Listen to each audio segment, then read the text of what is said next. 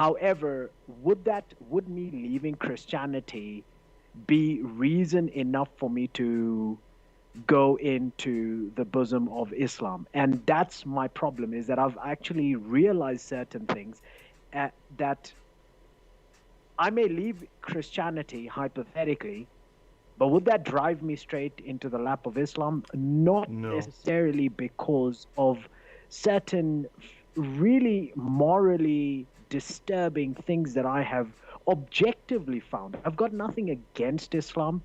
I've got nothing against Muslims, but in the sense that personally, I struggle severely with accepting the dire moral issues that I find within Islamic sources that define what Islam is.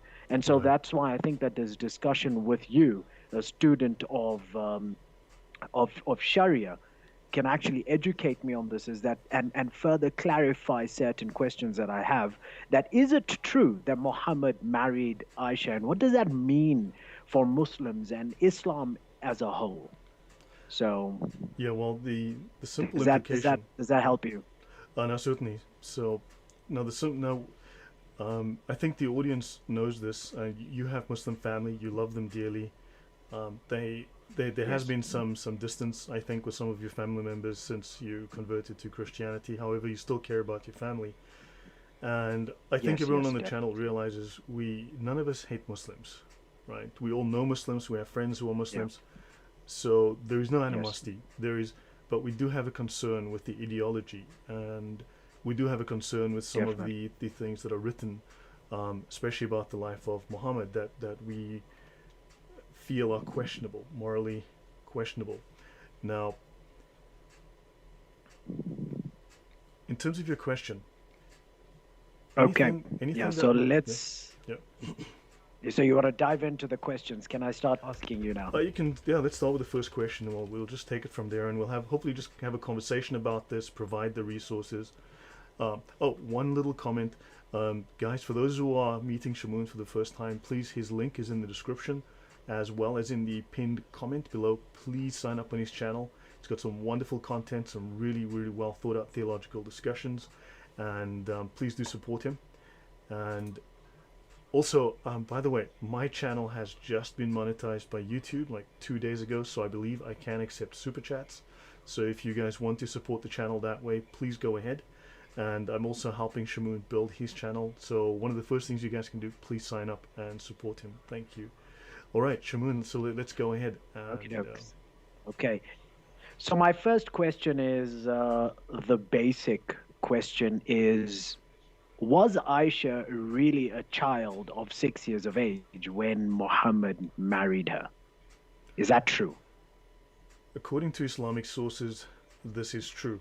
Now, we need to define that the Islamic sources that make this claim are the Sira, which today are termed effectively the biographies of Muhammad, or would be the Gospels of Muhammad, right? Yeah. So we have evidence from the Sira that, and from also one of the major scholars of Islam, Sheikh al-Islam Ibn Kathir, who is one of the 28 major Yeah. scholars of Islam, right?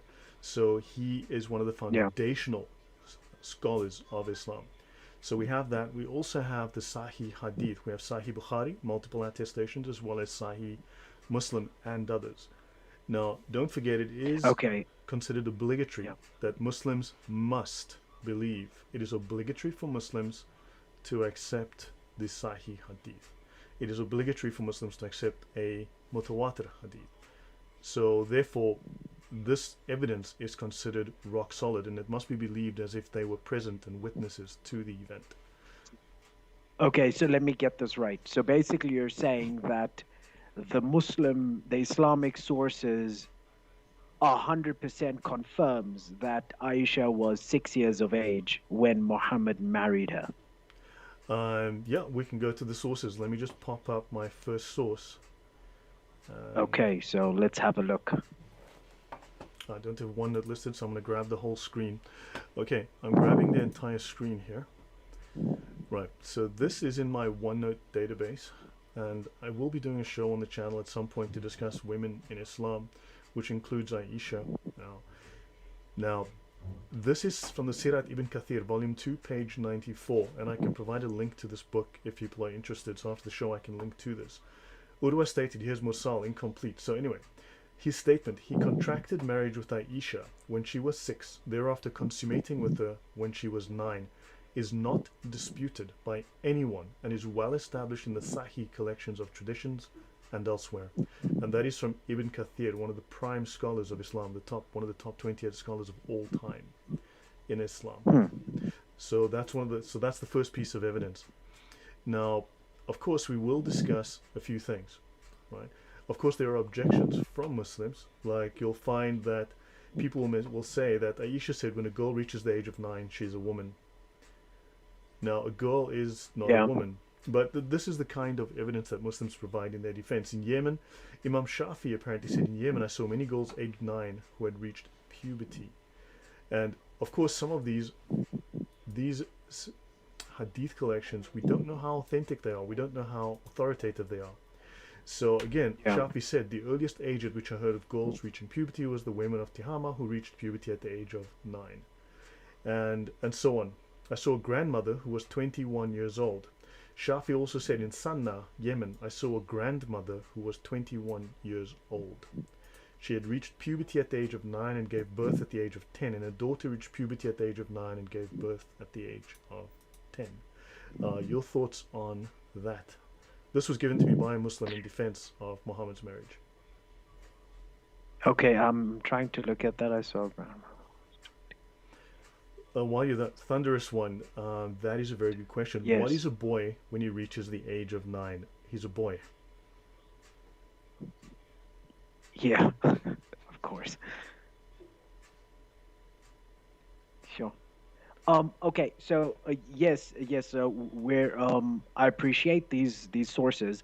I'd like us to kind of like look at specifically the issue of Aisha. Okay, well, Is so that let's continue, and I'll give you a few more. But go on, sorry, your question. okay? In specific, okay. So this is I see you've opened another So source. let me go through all the sources, and then we'll talk. So I will Okay. provide I will provide the traditional sources. These are from the Sira, from the Hadith, as well as from Islam's largest online advice website, Islam QA, which sees traffic of up to 400 million visits per month.